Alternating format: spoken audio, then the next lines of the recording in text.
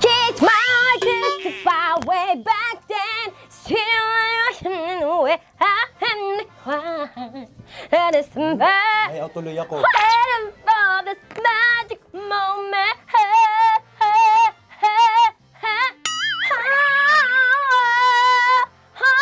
Maybe this time, shimmin' the mo.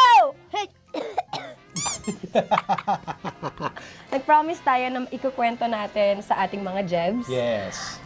Kung paano ba ang ganap dito sa proposal mo. Hi, this is the proposal/engagement episode. Yes. Tsaka marami rin akong tanong. Sige. So, Actually, ikaw na lang, tanong, tapos sasagutin ko. Oo. Ito ay interview. Sige.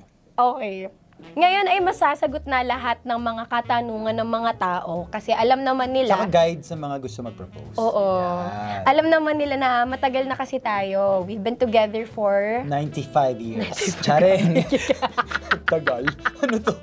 Inuud? Inuud. And then, we've been together for officially mga 6 years. Yeah. Tapos, kung isasama natin yung dating period natin, Yeah. 4 years. So, technically, parang mga 10 years together na tayo. Kasi we started on a use we started as friends. Then, as castmates, kaya saradong 10 years yung naganap na proposal. It's because 10th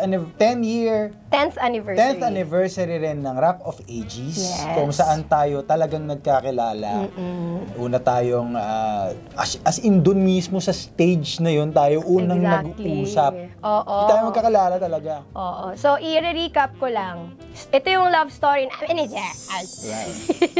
We've been together for 10 years. Yun nga, inulit ko lang. Officially, 6 years is yung dating period may plus 4 years. So, technically, yun nga, 10 years. Because me and Gerald, nag-meet kami 2014 sa PETA Theater Center for the musical Rock of Ages. Yeah. So, yung musical na yon, ang role ko doon ay si Eileen. Ang role naman ni Gerald doon ay Puno.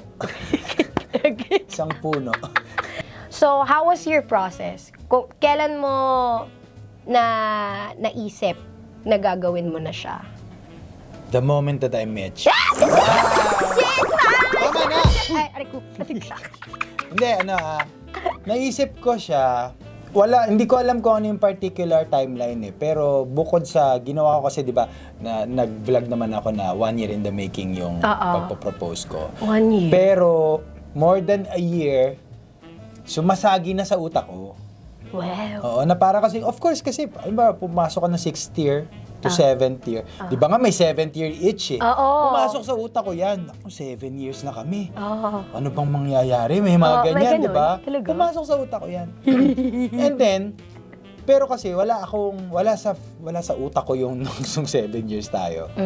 Ang nasa utak ko nun is, lumagpas na ng 5 years and 6 years. 7th year na.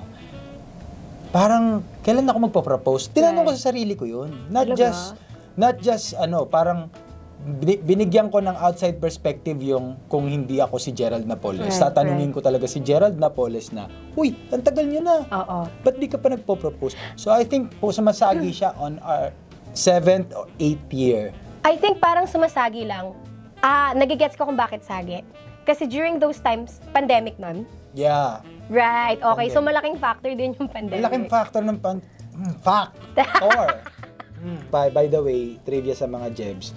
Fan na fan kami ng Coldplay. So, yung tour ng Coldplay...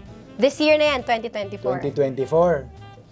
Mamili tayo kung Pinas o abroad. Lagi kong sinasuggest kasi nanonood ako ng Coldplay abroad kasi mas mura. Lagi. So, sabi ko, doon na lang tayo. Bangkok, Thailand. Diba? Thailand is the place to be. Hindi pa ako nagbabangkok. Hindi ka pa nagbabangkok. Hindi pa ako the place to be to. So, Bangkok, Thailand tayo. Nung Coldplay, sabi ko, nagkaroon ulit ako ng idea kasi sabi, Coldplay. And then also, one of our love songs na favorite is Fix You. And we consider Sky Full of Stars our song. Our song. Yeah, one of our songs. One of our songs, diba? Sabi ko, eto na yun. Magpro-propose ako sa concert ng Coldplay. Sabi ko, Mag-propose ako sa concert ng Coldplay. So, punta kami doon.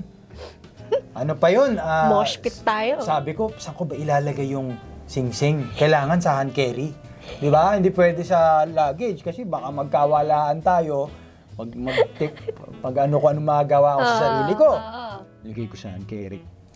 Sabi ko, okay to, safe to. Di okay naman, safe naman. Pagdating namin doon, ayun, sa hotel. Tapos, arrange. Di, punta na kami ng Coldplay concert na. Pumila, umupo sa pila sa initan. May bag ako, nandun yung sing-sing. Nandun yung sing-sing sa bag mo? May bag ako dito, ganyan. Basta, pangarang tote bag. Kaya pala ayaw mo parang bag mo. Oo, totoo naman.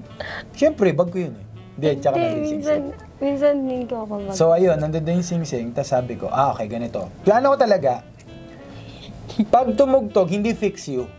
Sabi ko, hindi fix you. Pag tumugtog ang Sky Full of Stars, kasi nakanood na ako ng ilang beses ng Coldplay concert. Sa Sky Full of Stars, heightened emotion ka kasi sabay-sabay ang confetti, fireworks, yung umiilaw na bracelet, mga bola, mga inflatables, sabay-sabay yan sa Sky Full of Stars kasi it's the ultimate, parang Sky Full of Celebratory Stars. song nila yun. Anthem, yeah, it's their anthem. Sabi ko, dito ako magpro-propose. Yan na. Alam ko yung pag sa Coldplay, pumunta ka sa Coldplay website, may kita mo yung repertoire. So malalaman mo, 3 songs na lang, Sky Full of Stars na. Sabi ko, ready na ako. Bumubunot na ako, 3 songs na lang. Mga ganun na si Kim, makakalabit sa damit ko. Si Kim, syempre nag-Bangkok kami. Si Kim nag-LBM. Dahil sa pagkain ng Bangkok. At saka ito, pag nasi-stress, sakit niya yun, nag-LBM siya. May ganun nati-trigger. Nandun kami sa, parang alam mo yung sa grounds, sa mosh pit area. So imagine, 50,000 audience. Malapit kami sa stage. So ang banyo, nandoon sa likod ng pang 50,000 na audience, sa likod. Lalabas ka talaga ng stadium para makapagbanyo. So pag umalis ka doon, wala na, hindi ka na makakabalik doon. Kumbaga, kung nagbayad ka ng 20K for that ticket, pag lumabas ka, consider it 1.5. Ganun na yun, ganun level na yun. Or 700. Sabi ni Kim, hindi ko na kaya. Naawa naman ako. Siyempre, naawa ako. Sabi ko, ano ba ito? Wrong timing naman. Eto na. Siyempre, kailangan nalagaan. Okay, sige, tara. Napaalam ako sa kasama namin, kala Martha, kala Jay Gonzaga. Sabi ko, March Jay, kailangan, sige, may emergency. Alam niya na may emergency niya. Sige. Pero of course, naghahalo yung pakiramdam ko na hindi ako makakapag-propose. Tsaka, ano ba yan? Naka-heightened emotion na tayo sa Sky Full of Stars, tsaka sa Coldplay. Tapos lalabas tayo. Anyway, magulo na, pero ang focus ko is mahatid ka sa banyo. Malakad kami. Habang lumalakad kami habang lumalakad kami palabas, tumunog na. Tum. Your sky full of stars. Think I see you. Dan. Si Kim nasa banyo. Andun siya sa banyo. Ganyan lang ako. Nga hindi ito. Kayaan mo na. Sige, paano ba? Saan ko ba gagawin? Balik si Kim. Sabi ko, kamusta ka? Siya lang naman yung naalala ko kamusta ka? Sabi ni Kim, ano pala, utot lang? I'm sorry. Hoy! Nabitin ka, no? Nabitin kayo Akala nyo buong episode dito. Hindi, kung gusto nyong mapakinggan ang buong episode ng podcast na ito, I-search nyo lang po ang The Comfort Room sa Spotify at Apple Podcast at marami pang streaming platform for podcast. Diyan po mapapakinggan nyo ang mahabang episode ng The Comfort Room. The Comfort Room. Just click the link below.